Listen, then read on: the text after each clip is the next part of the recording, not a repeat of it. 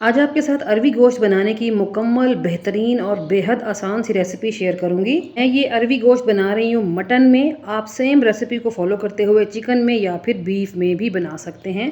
तो अस्सलाम वालेकुम जी, कैसे हैं आप सब? उम्मीद करती हूँ सब खैर खैरियत से होंगे। Welcome back to my channel. तो फिर चलिए चलते हैं अपने किचन में और मिलकर बनाना सीखते हैं अरवी गोश्त की ये बहुत ही शानदार सी रेसिपी। बिस्मिल्लाहिर्रहमानिर्रहीम। अरवी गोश्त की ये शानदार सी रेसिपी बनाने के लिए मैंने 750 ग्राम के बराबर मटन ले लिया है। इसको अच्छे तरीके से धो के ड्राई किया है। अब इस मटन को शामिल कर देंगे कुकर में। साथ ही 2 मीडियम साइज़ की प्याज को इस तरीके से बारीक काट के डाल देंगे और 3 मीडियम टमाटर या फिर 2 लार्ज साइज़ के टमाटर लेके वो भी आपने इसमें शामिल करने हैं और 2 चम्मच भर के इसमें डालेंगे अदरक लहसुन की फ्रेश पेस्ट। साथ में 1 चम्मच नमक डाल के कुछ खड़े मसाले डालते हैं जिसमें शामिल है 15 से 20 काली मिर्च के दाने, 2 तेज़पात, 2 से 3 हरी इलायचियाँ, 3 से 4 लौंग और 2 से 3 टुकड़े मैंने इसमें दालचीनी के डाल दिए हैं और साथ ही 1 कप पानी डाल दिया है। इन तमाम चीज़ों को अच्छे तरीके से मिक्स करके हमने प्रेशर लगा देना है जब तक कि मटन गल नहीं जाता।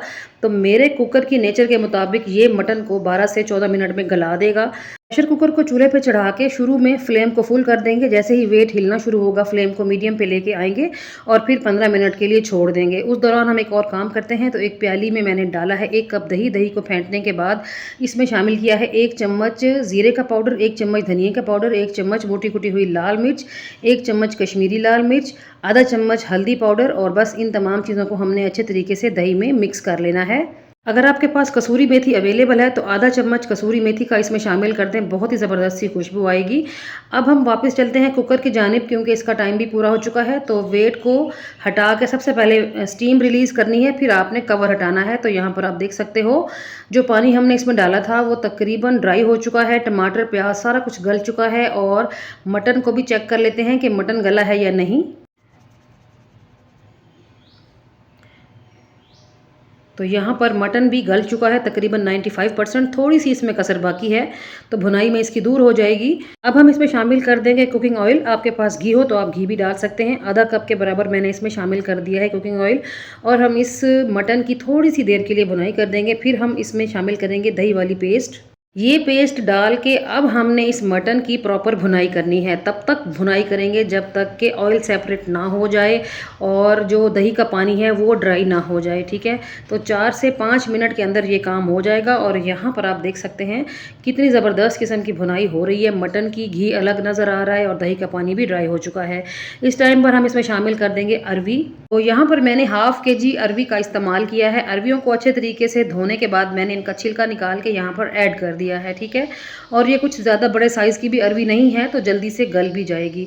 थोड़ी सी देर के लिए इन अरवियों की हमने भुनाई कर लेनी है मटन के साथ ही। फिर हम इसमें शामिल कर देंगे थोड़ा सा पानी और प्रेशर लगा देंगे सिर्फ 1 से 1.5 मिनट के लिए।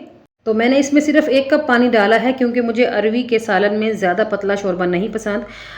प्रेशर लगा देंगे और टाइम पूरा होने के बाद कवर हटा के देख लेते हैं। तो यहाँ पर टाइम पूरा हो चुका है। बिस्मिल्लाहिर्रहमानिर्रहीम। तो ये देखें जी, बेहतरीन तरह की जो है ना हमारी अरवियाँ गल चुकी हैं और बहुत ही ज़बरदस्त लुक है और बहुत ही कमाल की खुशबू है। मटन तो हमारा पहले ही गल चुका था, अरवी भी चेक कर लेंगे। तो ये देखें जी, बहुत अच्छे तरीके से सॉफ्ट हो गई है। इससे ज़्यादा आपने अरवी को सॉफ्ट नहीं करना वरना वो फिर सारे सालन में घुल जाएगी, टूट जाएगी। ठीक है, मैंने इस टाइम पे फ्लेम को बिल्कुल लो पे रखा हुआ है और सालन डन करने के बाद इसमें लास्ट में डालेंगे 1 चम्मच गरम मसाला पाउडर, 1 से 2 हरी मिर्चें और थोड़ा सा मैंने इसमें बारीक कटा हुआ हरा धनिया भी ऐड कर दिया है।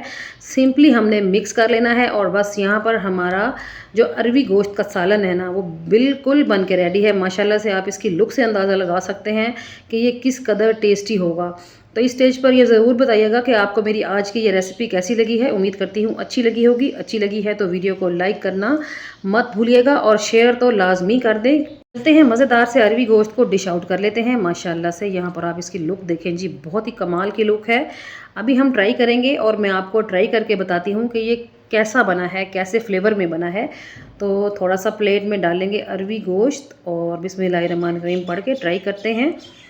ये देखें जी, अरवी किस कदर सॉफ्ट है माशाल्लाह और मटन भी बहुत ही गला हुआ है, ज़बरदस्त।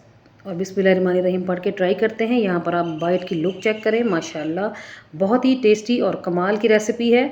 तो मस्ट ट्राई वाली रेसिपी है, लाजमी ट्राई करें। जब भी ट्राई करें तो फीडबैक दें और साथ ये भी बताना है आपने कि आपने मेरी इस रेसिपी को दुनिया के किस कोने से बैठ के देखा है, कौन सा शहर है, कौन सा मुल्क है, ताकि मैं आप सब लोगों का दिल की गहराइयों से शुक्रिया अदा कर सकूं। चलती हूँ, आज के लिए इतना ही। कल फिर मुलाकात होगी किसी और फ्रेश और शानदार सी रेसिपी के साथ। तब तक अपना और अपने प्यारों का ढेर सारा ख्याल रखिएगा।